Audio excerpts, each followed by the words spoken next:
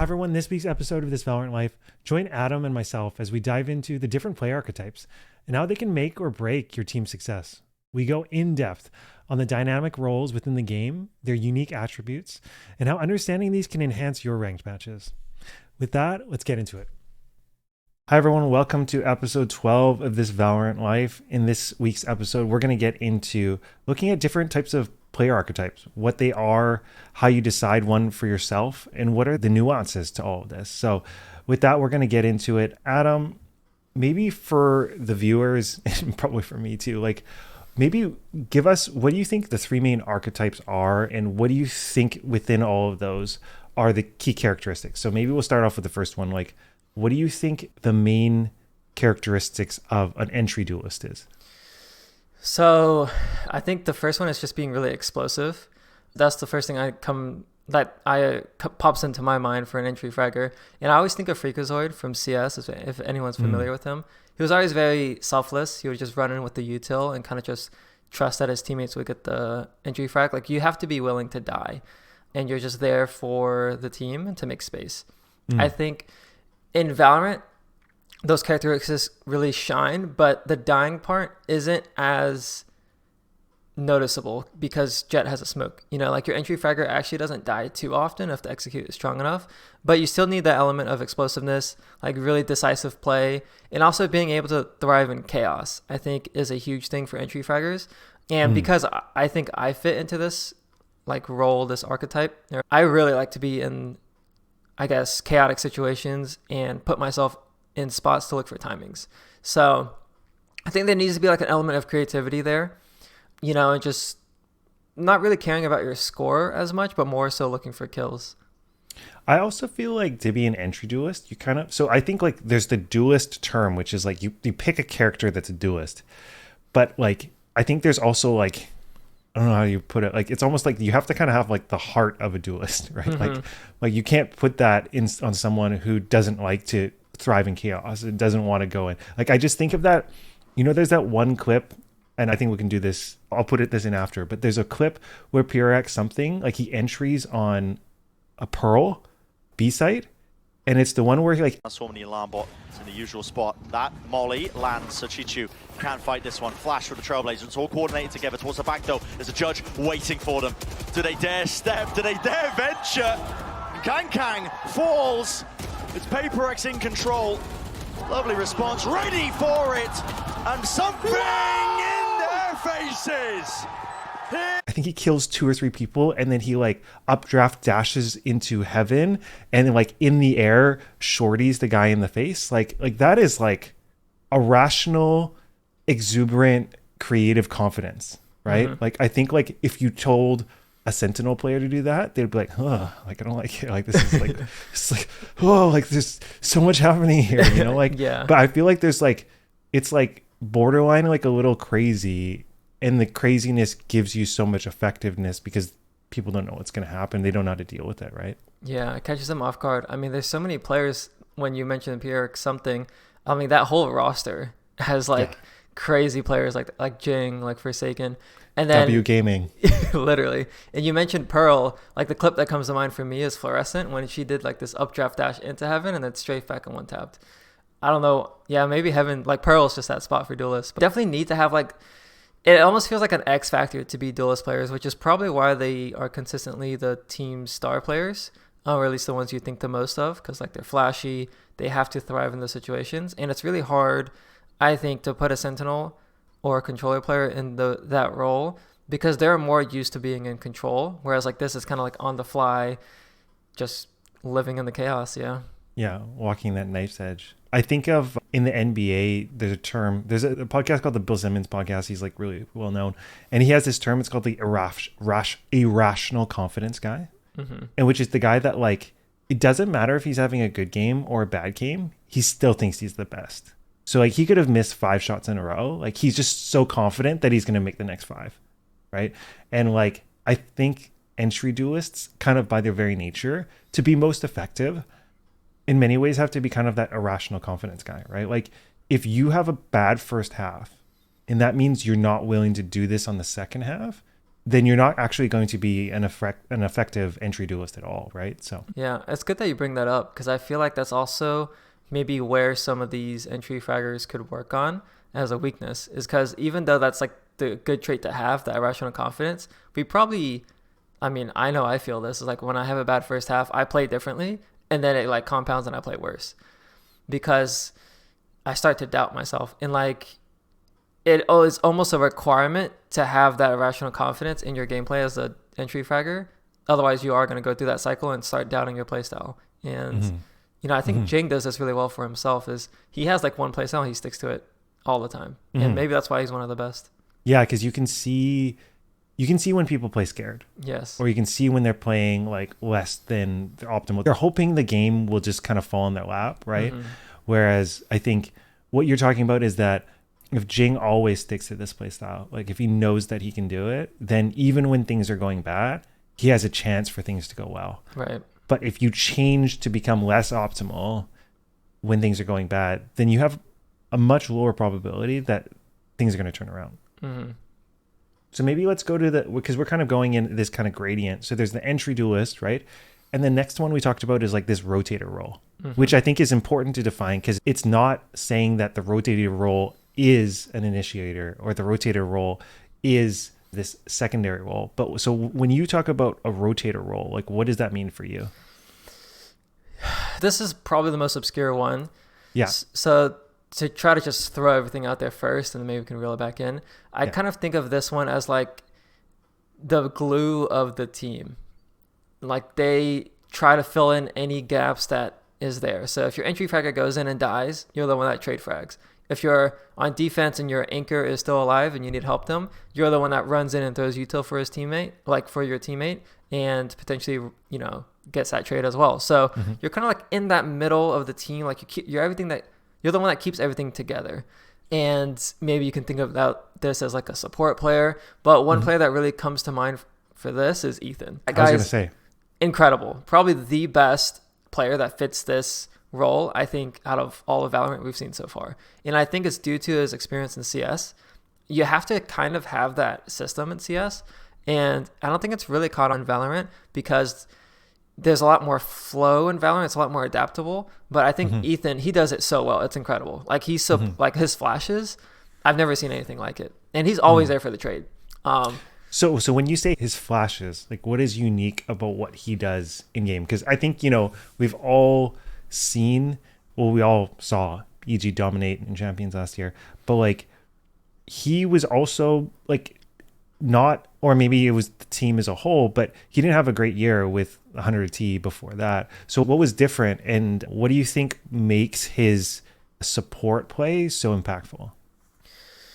Well, the first one I would say is his util always sets up his teammates to make plays. Like you'll regularly see Ethan's flash come in and then his teammate swings off it and gets a kill or gets 2 kills.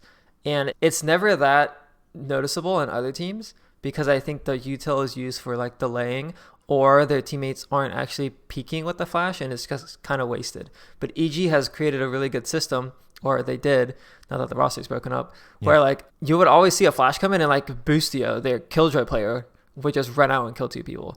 Or, you know, obviously Demon 1 will, you know, get kills or something. So it wasn't really that Ethan was supporting their duelist. It was Ethan was supporting the whole team and everyone was able to make plays.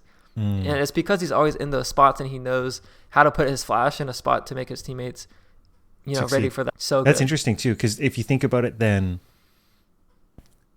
because it like at some level, like Valorant is an economy game, right? Like we have to have eco to buy guns, we need to have eco to buy util. And if every piece of util is used at like 100%, then it's almost like you got an extra gun, you know, like, or you got extra money compared to other people who use util in like suboptimal ways. Right. And so you talked about Rotator, that was kind of secondary trade. What's the last archetype that we want to talk about? So for defense, this would be like your hard site anchor. And then for offense, this would probably be like your lurker role.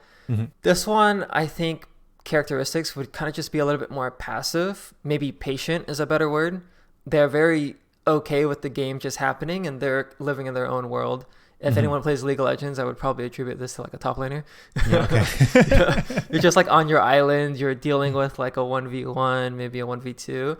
And then when you get, 3 or 4 man tower dove topside and you have no support, that's the same thing that happens to an anchor. Okay, the other one I was thinking would be like the AFK jungle farmer.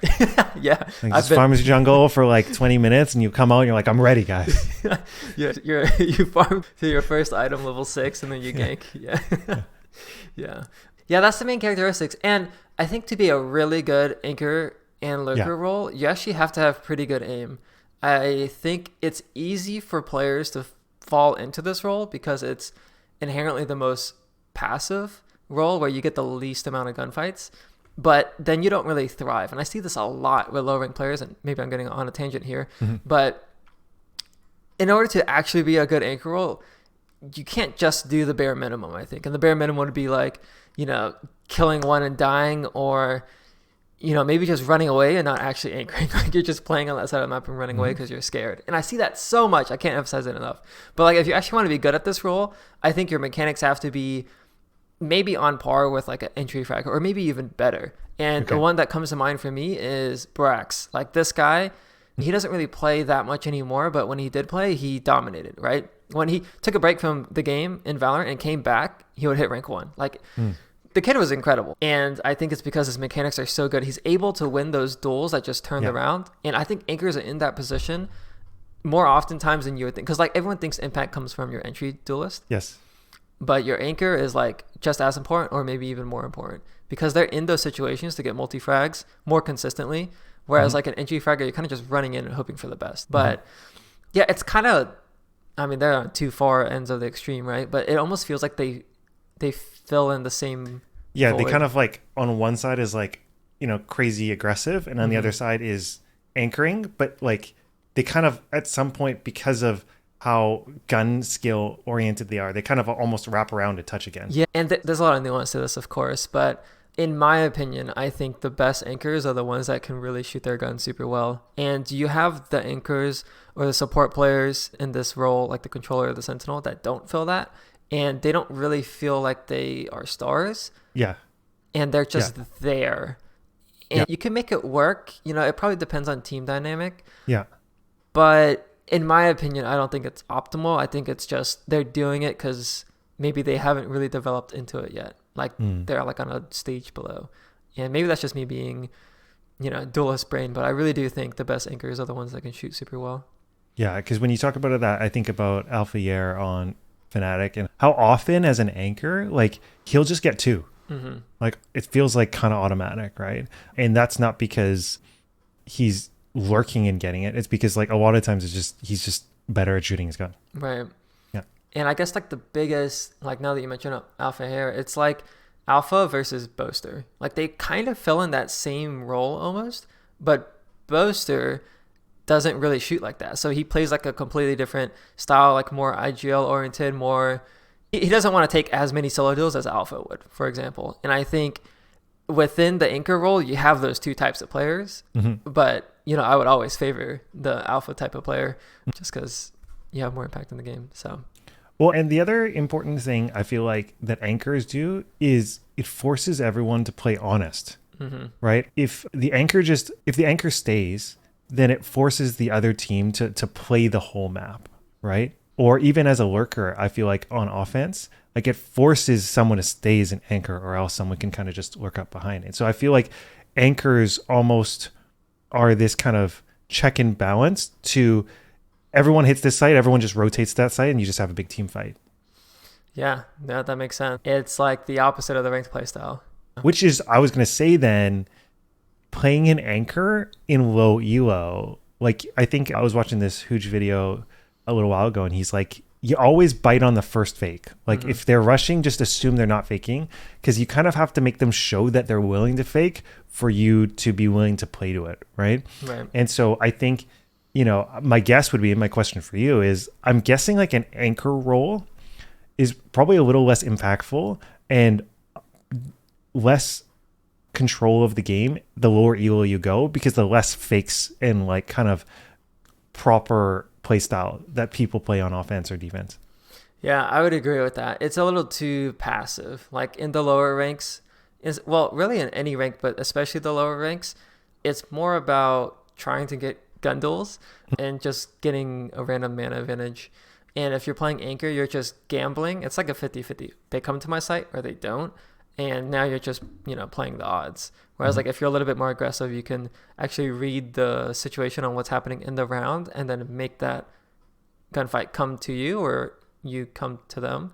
But, you're making a gunfight happen rather than just praying it comes. And, there's a lot of nuance to it, but the best anchors are the ones that can read the situation and play the map. And it's not as simple as, a good anchor sits backside B site on ascent. Like that's not the case. They're very mobile. They might take B main space or they might be in market. Like I don't want anyone listening to this be like, oh yeah, they talked about the anchor role and how they're so good. And now I'm just going to anchor every round and sit here. Like that's probably actually how you become a worse player. So there's a lot of nuance to it. And it's not as cut and dry as that. And I guess to put that on the flip side, as an entry fragger, it's not always just running in and dying. I see that a lot too. Like, oh yeah, I'm the entry fragger, I gotta go in. No, you're just dying sometimes. So just wanted to outline that. There's a lot of nuance there. Don't generalize it to every round. Well, and I think the nuance too is that between entry duelist and anchor, there's a gradient, right? And sometimes players naturally will flow up and down this gradient. And at the same time as well, you as a player will need to be different things on this list in different maps or different team comps or in different games, right? 100%. Maybe let's talk about maximizing your natural playstyle. I'm thinking about basketball. If you are naturally a shorter basketball player and you have better ball handling skills, you're going to naturally be a point guard. If you are really tall, you're not so good at handling a basketball, you're probably going to end up being a center or a forward. Where have you seen with your clients, like how do you direct them to maximize, maybe one, to find their play style and to maximize their play style instead of like trying to be something they're not? Okay, so this is a very difficult one. To start with, I think I want to outline that in order to actually have a play style, you need to experience the game first. So with lower ranked players, and we've talked about it on this podcast too, is you don't really have a play style. Everyone's naturally going to be passive because you're new to the game, right? So in an attempt to make people over-index on the aggressive side first, I always recommend people play Duelist and get the Valorant fundamentals first. But that doesn't mean later down the road they can't switch roles. If that were the case, then everyone I coach that are low rank would end up being Duelist players. But that's not the case. Like we start with Duelist to get that foundation down. If we were to bring this analogy over to basketball, I guess that would be learning how to dribble and shoot the ball, I guess. And if you don't know how to do that, you can't do anything else. So I want to outline that first. That's where I start. If you don't know how to shoot your gun, I recommend Duelist and getting that aggressive side first. Because if you are naturally a passive player and you can see the aggressive side of things first, you'll know how to counter it. And then you also know how to add that to your gameplay to not be so one-dimensional. So to start there. Now, if that's the case and you're really, let's say like now we've climbed the ladder, you're in plat to ascendant range, I think this is where you really start to look at your playstyle. So before that, you're just playing the game to get your reps. Now you're in plat to ascendant, you really look at your playstyle. What agent should I main? What role should I main? Right? So if you like to kind of not talk a lot, I would probably put you on the side of the extremes. So you're either the entry fragger or you're the anchor. And the reason for this is because in the middle, you need that glue player, and typically your glue player is going to be the most vocal, right? Because they have the most teamwork. If you're not very vocal, I would put you on one of the extremes. And that'll let you leverage your kind of flow state, almost like I'm in the moment, I can shoot my gun. Because as we've noted, those are the two areas where you want to shoot your gun. So in that case, then you would have to ask yourself, do I want to be more aggressive or do I want to be more passive? And then you pick Duelist or Anchor. And then for maximizing yourself as a glue player, like if you're very vocal, put yourself on a vocal role, right? I see a lot of people play the wrong role when they're vocal. Like they should objectively be an initiator or that second Duelist so that they can coordinate sight hits or retakes with their util, right? And yeah, I think that's just how you maximize it. You see where you fit the most, you put yourself in that situation, and then you just think about what your strength is and then just abuse it. So if you're super vocal, spam call everything, even to the point of overcalming. I'd rather you overcalm than I do calm. If you're not vocal at all, you can maybe even lean into that and just let your teammates do the calling, hopefully, and try to thrive in chaos. But I guess a caveat there, just to put an asterisk, I'm not encouraging no calming. You should ideally train up your comms to ask for the bare minimum. Like if you need a smoke, ask for the smoke. If you need a teammate to trade swing or whatever, call a 3-2-1, something like that. Like you can climb the ladder no coming, but it's a lot harder. Yeah. The one thing I think we forgot to talk about was between entry, duelist, rotator, and anchor. I think as you go from the top to the bottom, let's say, your game sense, I think actually has to is a big part of being a good anchor and lurker. Whereas I think the game sense is a little less no, of course it's important, but I feel like it's a little less important for an entry duelist because you're such an antagonist. Like you control the timing, right? Whereas I feel like that lurker role, especially of like when to walk, like when to run, like when to hold your spot, when to take more space. I feel like that requires like a ton of game sense. Yeah, there's a lot of nuance there for sure. And maybe not to say it so much as a gradient, because I think the hardest role in the game is actually the initiator supporter role. So maybe it's more of like a pyramid. Sure. Okay. Sorts, whereas like the bottom two are the anchor and the duelist, and then it comes up to the initiator. Because the way I think about it is the glue player needs to know the nuance of the other two to be really good. But you are correct. I think you could take it a few ways, but I feel like because the duelists are the ones kind of, being proactive about it, it does feel a little bit more simple. Whereas like the lurker anchor role has to think a little bit more. So that's probably why you see the smarter players play the anchor role, because they're actually thinking about the game. Yeah. Maybe we were talking before we jumped on the pod about, your transition from or playing different roles from duelist to kind of a controller anchor role versus maybe Hooj's experience doing that. So maybe talk about like why you feel like that went a bit more smoothly for you than it's going for Hooj. Yeah, and I'm sure this is the case not just for Hooj, but just that, experience for that role in general. Like I feel like most duelist players would be able to go to that passive role. So maybe to get into it, I think as an entry player, the fact that you are hyper aggressive means that you already have comfort in chaos, right? And more importantly, because you're entry fragging, you're going to be fighting the anchor most of the time, right? So you have that skill when you switch to an anchor role and you're experimenting with it to know how the other duelist is going to play and counter that. So I think what helped for me is like when I was playing anchor and I was holding down a sight, I was like, oh yeah, their jet's going to dash here or here. I'm going to play in a spot to kill them. And like my success rate on killing the entry was fairly high. I would say it's probably above 50% on most of my sight holds because I've already been in that situation on the reverse. Whereas I think the flip side of that is not exactly the case. Like when anchors try to start entering, there's actually a lot more nuance to it. It's not just the anchor that you're worried about. You're worried about the player running through the smoke on like if you're executing a sent A site, someone's running through the tree smoke or someone's running through the heaven smoke. And you don't really see that when you're playing anchor. So basically there's more threats when you entry and it's not just the duelist, for example. Like the anchor role, they just come out of one choke point or at most two, right? Whereas like as a duelist, you're thinking about all these different threats on the bomb site. So it just feels a little bit more chaotic to get accustomed to, right? And on top of that, as an anchor, you're very self-sufficient, right? You at most rely on your util, you at the very bare minimum rely on your util, but at most lean on one or two teammates' util, like that second player that rotates in and helps you, right? But as a duelist, you need your smokes, your initiator util, and then ideally someone else coming with you. So it feels like it requires a little bit more team coordination. Okay. So yeah, I think going from that to controller is a lot more manageable because it feels like the game is simpler. But when you go from anchor to entry fragger, it feels like the game's a lot more complex, at least in my opinion. How have you seen that with the clients that you've worked with? So typically the players that play Sentinel or controller have a very hard time looking for round winning plays. They're very textbook, very rigid. If they have to play a retake, they play retake. If they have to, they're very team oriented and they have this kind of like preset rules in their mind and they follow it.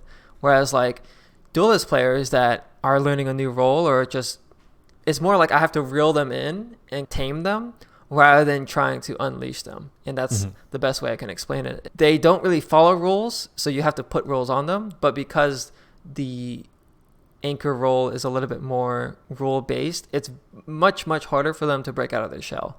And honestly, that's maybe where my lack of coaching experience comes in, but I have a much harder time trying to get the rule followers to expand their gameplay rather than reeling in a Duelist player. And maybe that's because I am also a Duelist player, but I think it's just naturally harder to do that, if that makes sense. Well, I think it's interesting because I've been reading a bunch about this stuff because in my other work, I do a bunch of like work with organizations and bigger groups of people. And, you know, there's this thing called, it comes from like a term for your own physical body, your health. It's a term called homeostasis. Have you heard this before? I think so, yes. Yeah. So like homeostasis is the idea that like your body ideally needs to be in a certain range to survive. And so, you know, your temperature as an example, like we don't want to be too hot and we don't want to be too cold, right? So what happens when we're too hot is we sweat and it's to lower our temperature, right? And so like the body naturally will try to keep you in that band, which is a good thing.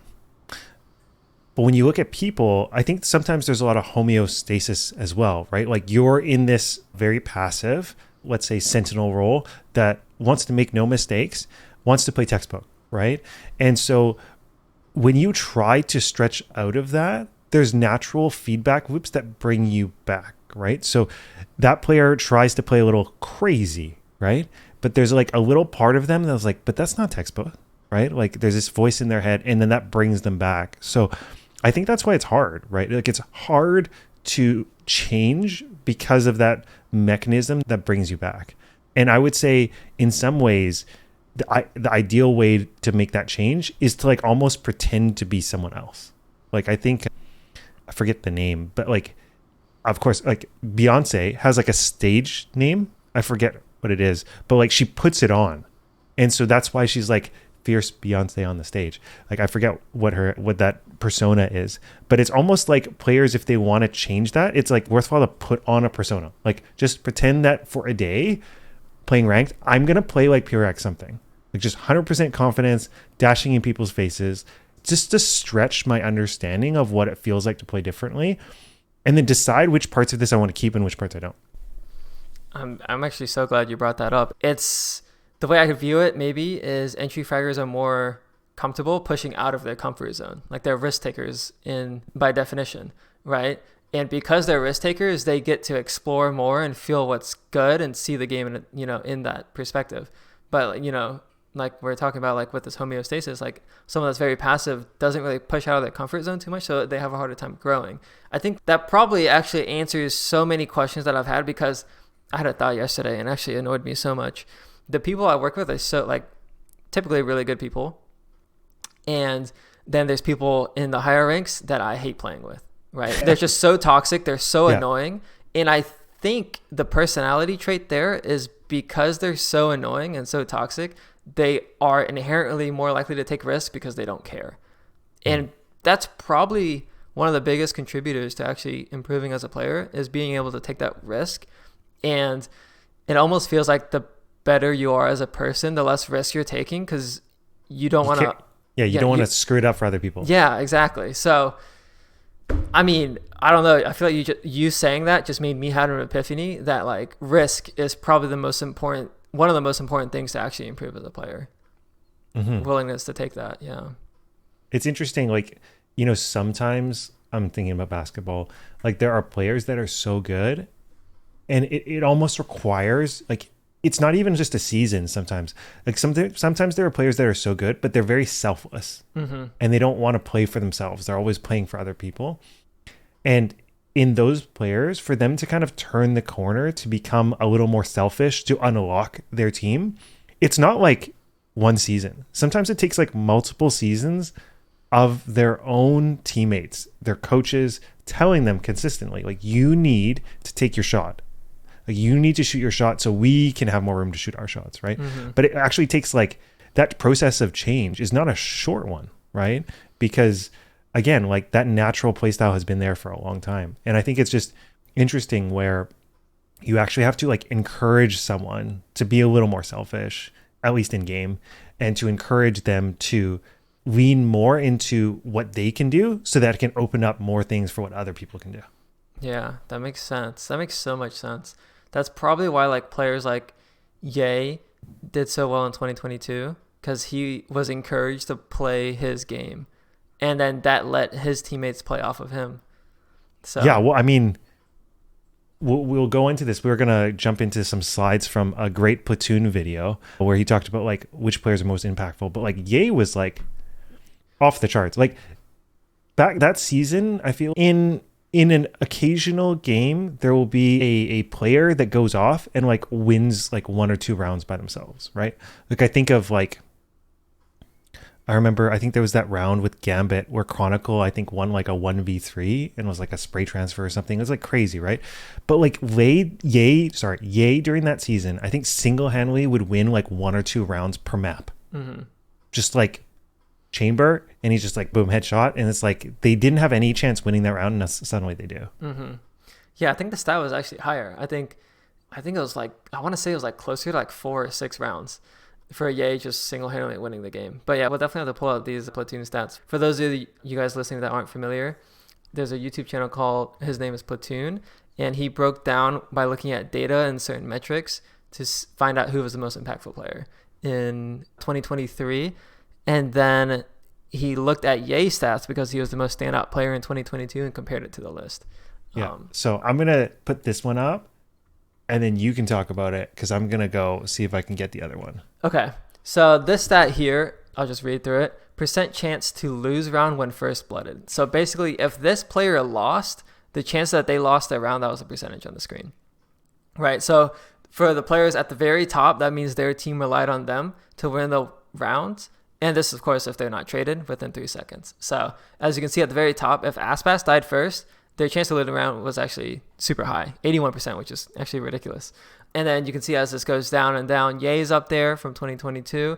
And at the very bottom, you'll see the teams that maybe are a little bit more champion style. You have Fnatic, you have EG. If one of their players died, it didn't really matter because they had a really good system. Like they didn't rely so much on one player. Whereas, as you can see, Loud and Forsaken and Early Optic heavily relied on those players. And of course, there was a bias in this video for initiator players. If your initiator died first, you don't have util, and that's why Calm is so up there. Yeah, it's just interesting to see that specifically a single player can be so high up and influence the round so much. Like that team relies on that system, which is a risk. And the other one, which is cut off by my like bad screenshot, is at like the very bottom, and you can see that like Demon 1, like arguably like the best player last year, was like the least missed literally when he died first. And I think that's not a knock on Demon 1, because I think if you just watch him, like he's a super impactful player. I think it actually speaks to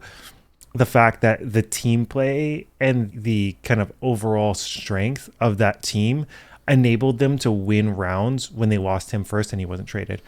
On the opposite end was that, and he wasn't near the top, but like losing Calm really impacted their ability to win rounds because of the things that he does and the agents he plays and the things that like he brings to the table. Yeah, and the system just makes so much sense when you say it like that. Is Demon 1 is allowed to die, so they've incorporated their strategy to win with or without him, right? Whereas like the system to win the round without Calm doesn't really exist because he's like the glue, as we were talking about before. He's the glue. He's the guy that is like, he's like the boogeyman, right? Like in so many of the rounds, he's like the guy, they're like, he couldn't be lurking, like Calm was lurking, right? Like just every single time. So we're going to do the next one, the round. Oh my God.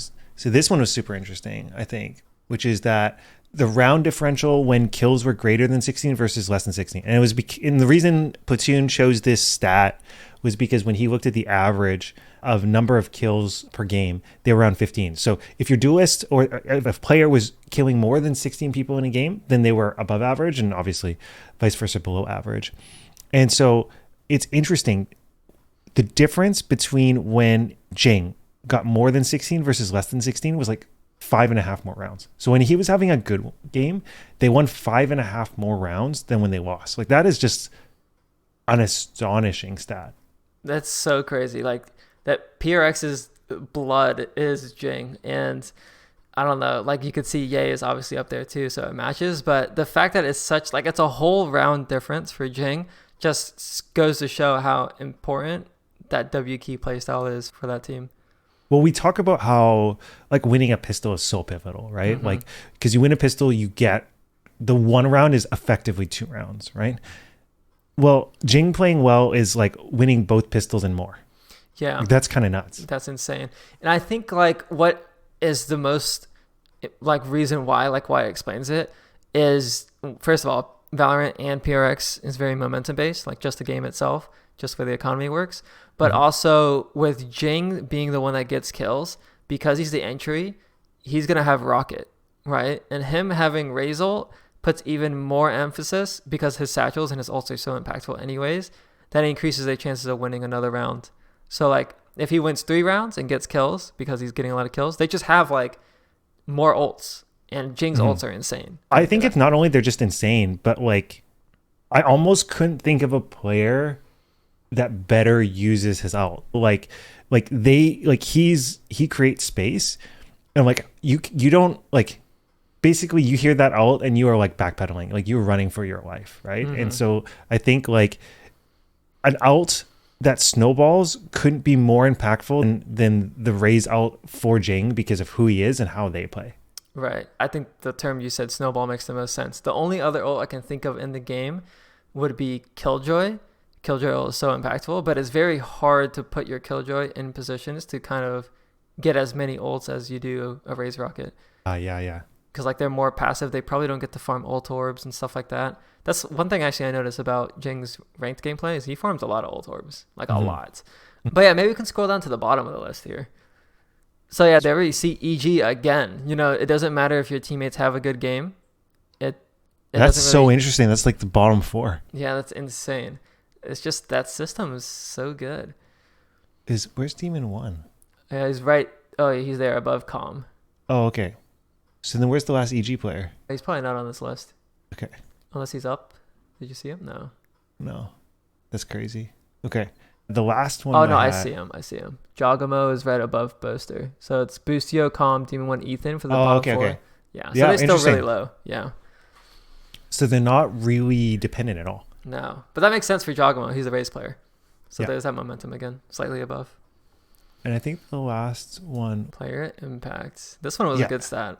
Yeah, this is a good stat. So basically, if you want to watch the video, we'll link it. And what he did was, this guy, Platoon, characterized like the game state, which is like, oh, there's like currently it's a 5v4 or a 5v3. And he said, okay, when you get a kill and you move the situation from like, let's say a 1v3 to a 1v2, well, obviously you're still unlikely to win the round, but you're way more likely to win the round than at a 1v3. And so what he did was he characterized every single kill and how did it move or change that percentage. And so you can see here that in a game, Loud Aspas, because of the impact of his kills, not just the number of kills, the impact of his kills, he changed the round win percentage by like 339%. So basically you could say he actually won 3.39 rounds on his own. And that's insane. Yeah. I mean, itself in the role identity we were talking about earlier, you would imagine more of your duelist players would have higher impacts. And this is something I try to explain to my clients, is like the amount of impact you have in a game isn't by kills. Like I see a lot of people will send me screenshots. It's the typical, oh yeah, I'm match MVPing, why can't I win? Right? I'm like, well, if you're a duelist player, let's work on your impact, and that typically attributes to how many first bloods you get. That's the easiest stat to look at.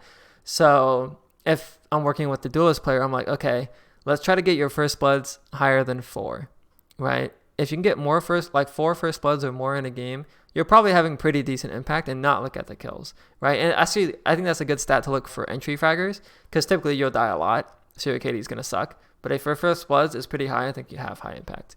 So you remember I sent that thing to you on Discord, which was like better to have process goals than outcome goals. Right. And so the one I would throw it there is like, if you want more first bloods and you are an entry duelist, then you probably want to say, like, you can't do it every round, but you probably want to try to get 12 first contact duels in your game. if you can do that, then you're on the way to getting those first bloods. I agree. I'm going to pull up the last one because that includes Yay, because I think this last one didn't. There we go. Now I have one left. It was really hard to see. There we go. This shows Yay. So he was even above, like, I forget who was the last one. But Ye was like 352 in that, or 352% in that year. They cut out Cloud and Kang because he like didn't make it past the quarterfinals. Yeah. Which is why they cut out some of those players, because he felt like it was too small of a sample. But he thought it was really interesting how they actually stacked up here. Like Cloud, I think everyone knows is really good, and Kang is super good as well. But actually, now I'm so interested. Now I need to find out who this is. Yeah, the last player I forget. But CNET. It was CNET. Oh, yeah. That makes so much sense. That makes sense. Okay, so just so you know, fill this in with CNET. That's CNET. That isn't crazy. That is crazy. Like, but I mean, obviously, I think that Navi team did not have like a great year, but he was like basically carrying them on his back. It looks like based on this. It makes sense, dude. When he was on Ascend, he was the guy. He was the GOAT everyone avoided. He's still that guy. He's just, the roster just isn't working out. Crazy to see. But no, I think he's back with the Turkish team. Right? He was with FUT, right? I have no idea. Okay, I think he's back on a Turkish team. So hopefully he rises back to his old level, his dominance. Yeah. So I'm gonna link to this video, the Platoon video. It's so good. Like he did such an amazing job. So please go watch it. I think that's kind of all we had today. Did you have anything else? No, that's it. I think maybe just to summarize quickly. If you're in the Plat Ascendant, this is where you find who you want to be as a player and try to push out of your comfort zone, take some risk, and, don't be afraid to play all three roles to see what you like the most. And yeah, this is your experimentation stage, and then go dive into it and then leverage your strengths to fill in those roles. Yeah, I think, what's really interesting is I've found that when I prepare for games by watching a bit of gameplay for the player I want to emulate, it feels much more natural in game. So if I want to be super meticulous with my peaks, if I watch a Yay VOD, it just comes really naturally. So for all of the people that are below plat, before you play your game, watch that PRX something hype video, and you're just gonna be you're gonna be just going hard. So with that, thanks everyone for tuning in. We hope you enjoyed this episode, and we look forward to seeing you guys next week. Peace out.